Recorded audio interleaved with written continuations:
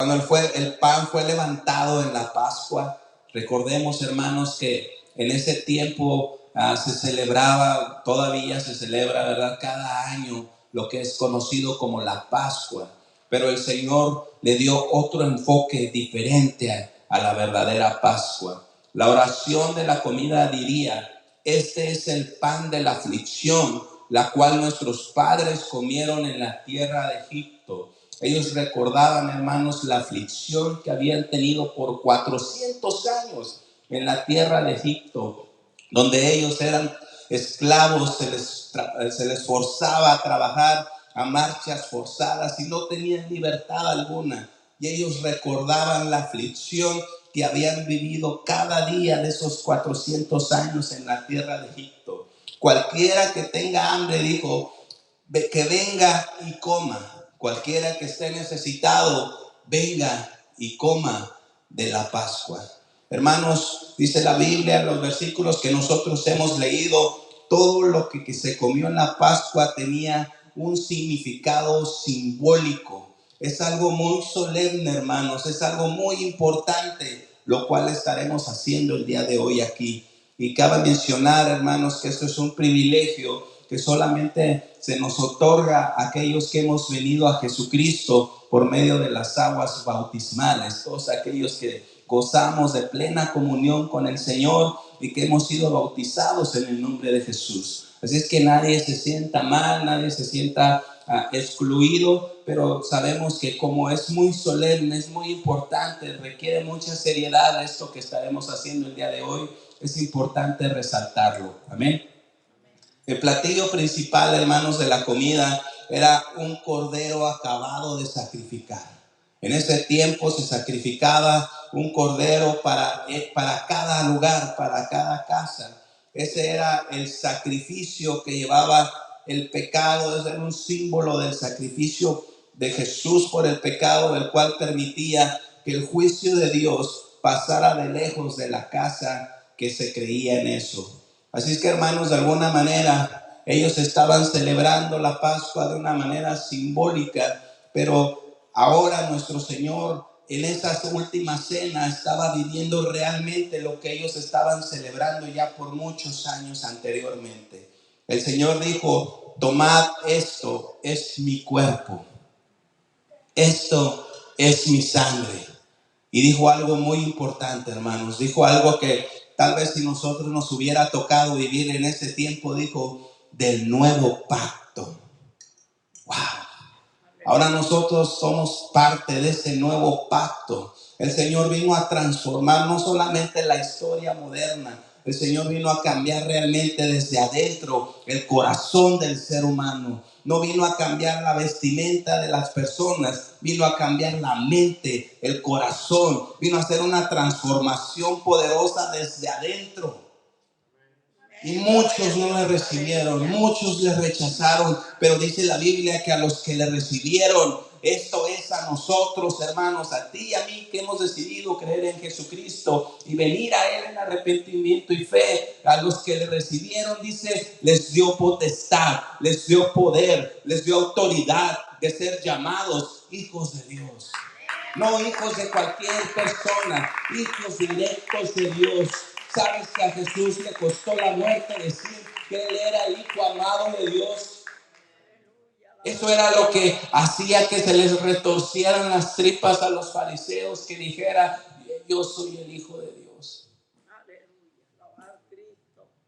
Y ahora nosotros podemos decir libremente: yo soy hijo de Dios. Gloria a Dios. Y si tú viniste hasta el día de hoy, hermano, con una carga en tu corazón de no sentirte digno de participar del banquete de la Santa Cena, déjame decirte, hermano, que si fuera por nuestra propia fuerza, si fuera por nuestros propios esfuerzos, ninguno de nosotros fuera digno. Pero es por lo que Él hizo en nuestro favor en la cruz, la vida de perfección que tú y yo deberíamos de vivir. Él la vivió por amor a nosotros y murió la muerte que tú y yo deberíamos de morir. Así es que en su poder, en su obediencia, Él nos hace aceptos delante del trono de la gracia de Dios. Es por eso que la salvación no es por obras, es por gracia, por medio de la fe. Dice, y esto no es de vosotros, pues es un don de Dios. Quiere decir que no es mi esfuerzo, no es lo que yo me preparo, no es como yo le echo ganas, es el Señor en nosotros. Por eso en la salvación y en todo lo que hacemos, Él se tiene que llevar siempre toda la gloria, toda la honra, toda la alabanza. Él es digno, a nosotros no a nosotros, sino a su nombre sea la gloria. Ningún hombre en esta tierra está capacitado para recibir alabanza de los demás, solamente Dios. Y Jesús es Dios. Jesús no dio la explicación normal para cada uno de los alimentos. Él las interpretó en sí mismo, hermanos. Él se puso como ejemplo a Él mismo. Él les dijo, tengan, coman de mi cuerpo y beban de mi sangre. Eso fue algo impactante para aquellos que estaban ahí en la mesa sentados con Él. Y déjame decirte, no solamente Judas no era digno, ninguno de los que estaban ahí era digno, pero Él los invitó a sentarse en la mesa. Esta es la misma invitación que el Señor sigue haciendo con cada uno de nosotros. Aunque seas el más vil pecador, te sigue invitando a la mesa y te dice, siéntate conmigo, quiero cenar contigo, te quiero servir. Ese es el Señor, hermanos. El enfoque ya no estaba, el enfoque de Jesús ya no estaba solamente en el sufrimiento del pueblo de Israel en Egipto. Su enfoque ya era otro, hermanos. Es el mismo que queremos darle el día de hoy. Su enfoque era el pecado que llevó el afligido Jesús por parte de ellos. Él cargó en sus hombros todo el peso del pecado de toda la humanidad, de todos los tiempos, hermanos. Él dijo, esto es mi cuerpo. Los cristianos, hermanos, han debatido por muchos tiempos, por muchos siglos, sobre la verdadera naturaleza del pan y la copa en la Santa Cena. La Iglesia Católica Romana tiene la idea de algo que se le llama como transubstanciación, ni sé cómo decirlo, pero ellos creen que literalmente el pan se convierte en el cuerpo de Cristo y la sangre literalmente en la sangre de Cristo. La cual ellos enseñan que el pan y el vino en realidad se convierten en eso. Pero de acuerdo a la Escritura, hermanos, podemos entender que el pan y el vino no solamente son símbolos, son poderosas ilustraciones para participar y entrar en la mesa del Señor, como en la nueva Pascua, como en el nuevo pacto del cual se nos está haciendo el día de hoy una invitación a ser parte de él. ¿A cuánto les gusta que los inviten a cenar? Y más en estos tiempos, ¿verdad? Que cociné tamalitos, que cociné pozole, no. Hermanos, la invitación que el Señor nos hace a sentarnos a su mesa no se compara con ninguna invitación que te hayan hecho a cenar. Es algo sublime. ¿Y sabes qué, hermanos? Esta invitación sigue abierta para todos. Dice, Él dijo, el que a mí viene, yo no le echo fuera. ¿Sabes? Si a ti te ha rechazado la iglesia, sabes, hermanos, que esos que te rechazaron y que no te recibieron no tienen autoridad para hacerlo.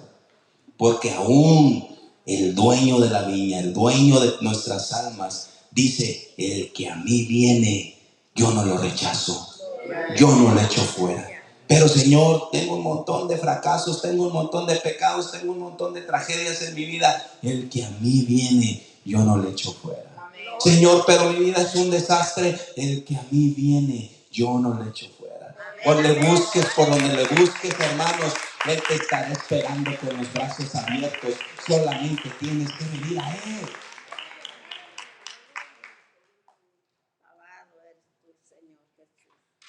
Sin la comida, hermanos, y sin la bebida, pues prácticamente no viviríamos, ¿verdad?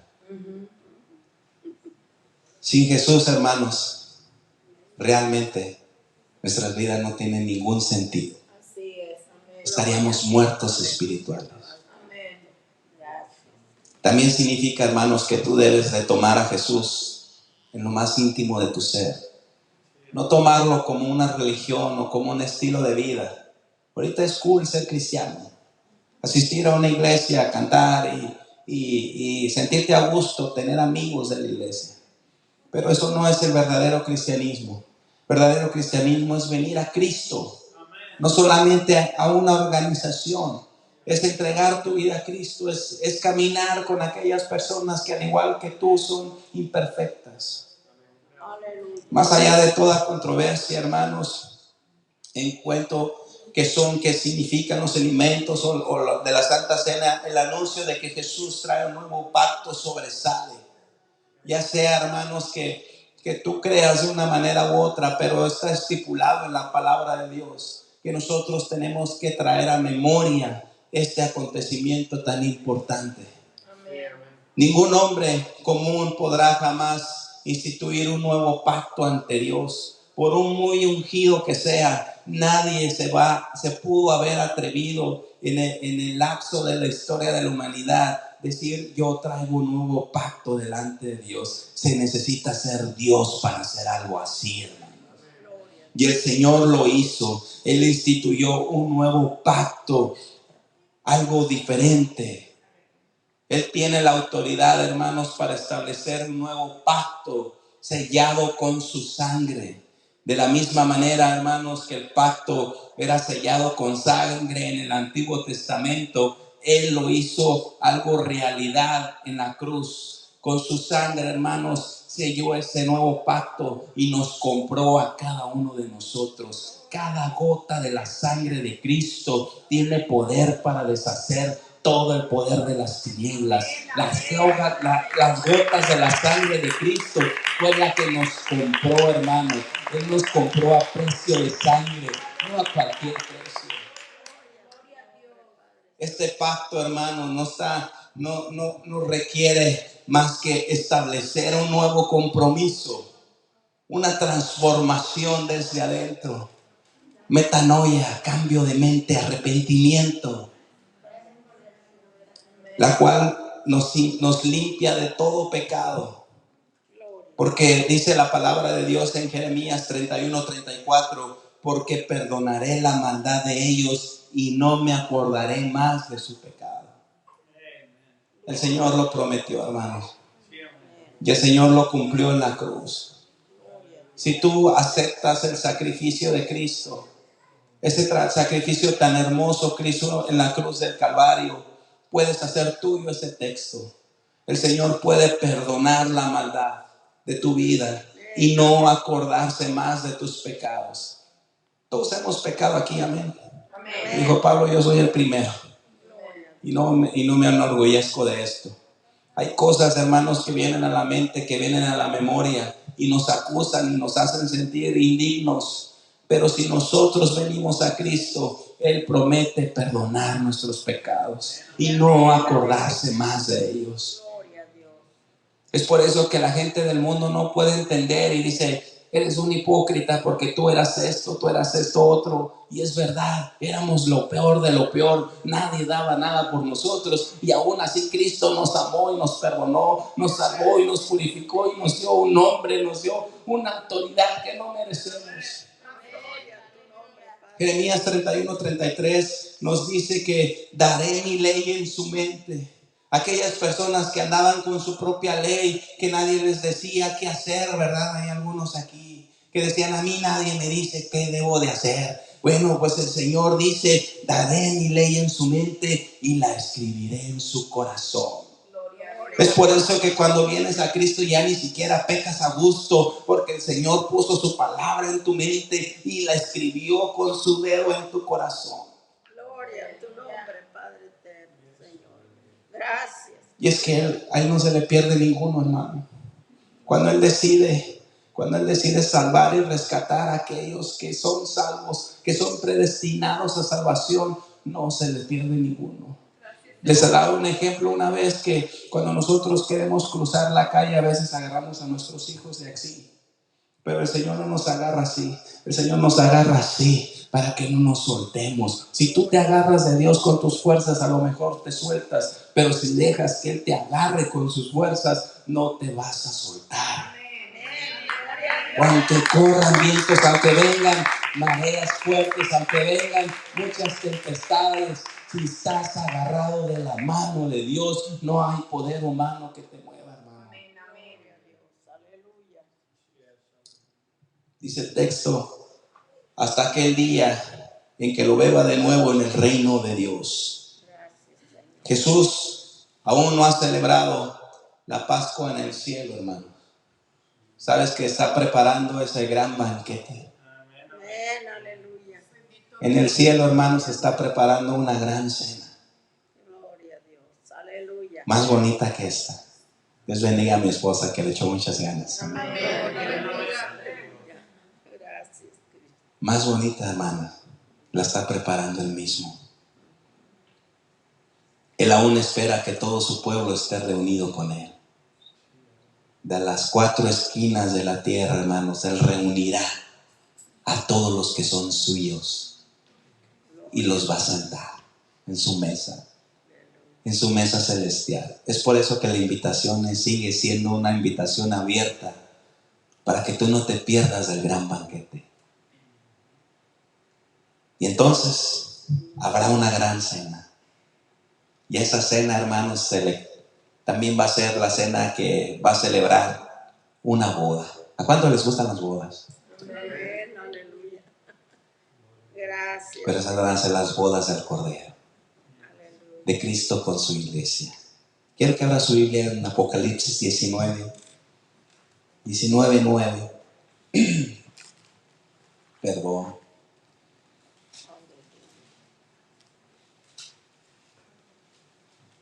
Pero está bien sabrosa la fogata, ¿verdad? Ahí.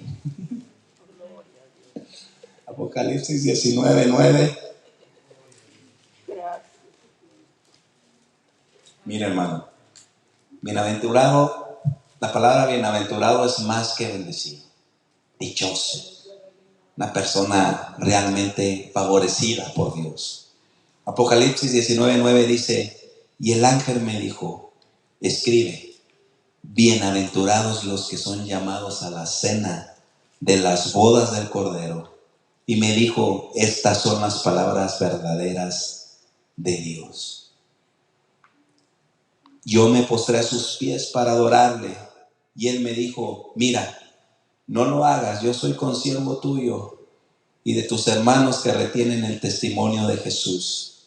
Hermanos, algo importante para estar en aquel lugar es retener el testimonio, fortalecernos, guardarnos de toda especie de mal, apartarnos del pecado, dedicar nuestras vidas, consagrar nuestras vidas como un sacrificio vivo, como dice Romanos, santo, agradable a Dios.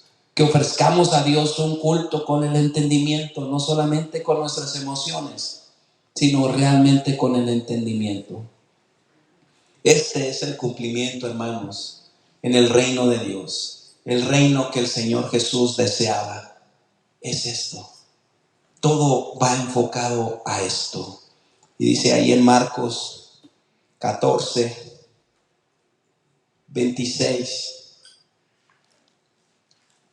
que después, versículo 25 dice, de cierto os digo que no beberé más del fruto de la vid hasta aquel día en que lo beba de nuevo, en el reino de Dios.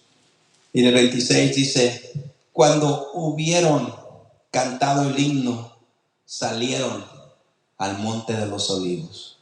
El Señor estaba preparándose, hermanos, para este acontecimiento. Y el Señor, hermanos, aún sabiendo que iba a ser sacrificado, que iba a ser inmolado, que iba a ser injustamente traicionado, llevado a la cruz, abofeteado por un camino de piedras, cargar una cruz que solamente la cargaban los criminales, siendo crucificado, la peor muerte que en esos tiempos le pudieran dar a un ser humano. Ese tipo de muertes de cruz no se le daba a los soldados romanos, eso solamente se le daba a lo peor de lo peor, al peor criminal. Aún él sabiendo, hermanos, cuál era el destino de su vida, aún él sabiendo que iba en camino a la cruz, dice el versículo 26 que cantaron el himno y salieron al monte de los olivos. ¿Tú te sentirías con ganas de cantar después de una fuerte noticia? Después de algo que te entristezca, después de algo que te quite el aliento, que te quite el gozo, que te quite la alegría, ¿tú te atreverías a cantar? Pues el Señor lo hizo, hermanos. En el Salmo 118, quiero invitarles que se pongan de pie y leamos el Salmo 118, versículo 22. El Señor cantó, hermanos. Yo no sé cuál era la voz del Señor, pero esto ha de haber sonado más hermoso que el canto de los ángeles. Salmo 118, versículo 22. Dice, 21 mejor. Te alabaré porque me has oído y me fuiste por salvación. La piedra que desecharon los edificadores ha venido a ser cabeza del ángulo. De parte de Jehová es esto, y es cosa maravillosa a nuestros ojos. Este es el día que hizo Jehová. Nos gozaremos y alegraremos en él. Oh Jehová, sálvanos ahora, te ruego. Te ruego, oh Jehová, que nos hagas prosperar ahora. Bendito el que viene en el nombre de Jehová. De la casa de Jehová os bendecimos. Jehová es Dios y nos ha dado luz. Atad víctimas con cuerdas a los cuernos del altar. Mi Dios eres tú y te alabaré. Dios mío, te exaltaré. Alabad a Jehová porque Él es bueno, porque para siempre es su misericordia. ¿Sabes, hermano? Que cuando hay dolor, que cuando hay tristeza, cuando nosotros decidimos elevar un cántico al Señor, ese cántico a los oídos de Dios suena mejor que cualquier canto que la gente se esfuerza por darlo. Cuando hay gratitud en nuestro corazón, el Señor inclina su oído para escuchar la alabanza de su pueblo.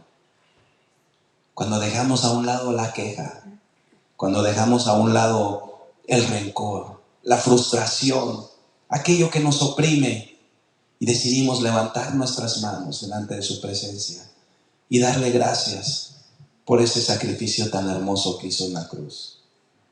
Hay un canto muy bonito que dice: gracias por la cruz, oh Dios. Hermanos, la cruz, la gente le tenía miedo a la cruz. Y Jesús la llevó por nosotros. Esto es lo que se trata todo esto, hermano. Del camino a la cruz. El cristianismo sin cruz, hermanos, son un montón de reglas, son un montón de ritos. Pero desde el Génesis nos está mostrando la palabra de Dios, desde Génesis 3, desde que la primer pareja cayó, que tenía que haber un sacrificio, no solamente de animales, sino un sacrificio que cubriera la multitud de pecados de toda la humanidad. Y el único que pudo haber pagado eso es Dios mismo. Él mismo, hermanos, se sacrificó para que tú y yo pudiéramos tener vida el día de hoy. Y Él no forza a nadie. Increíblemente, Él no le dice: mira, recibe mi sacrificio a la fuerza. Te hace una invitación.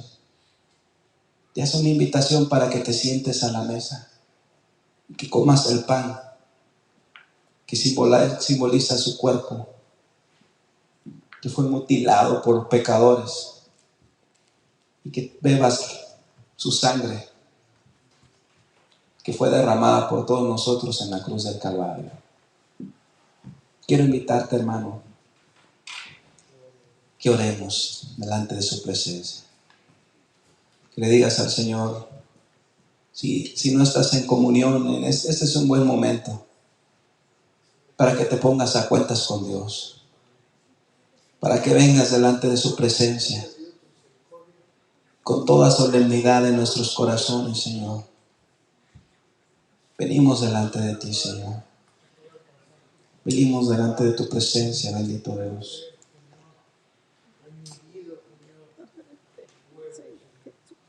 Padre, en el nombre de Jesús, en esta hora, Señor, nos preparamos delante de ti, para que tú, Señor Jesús,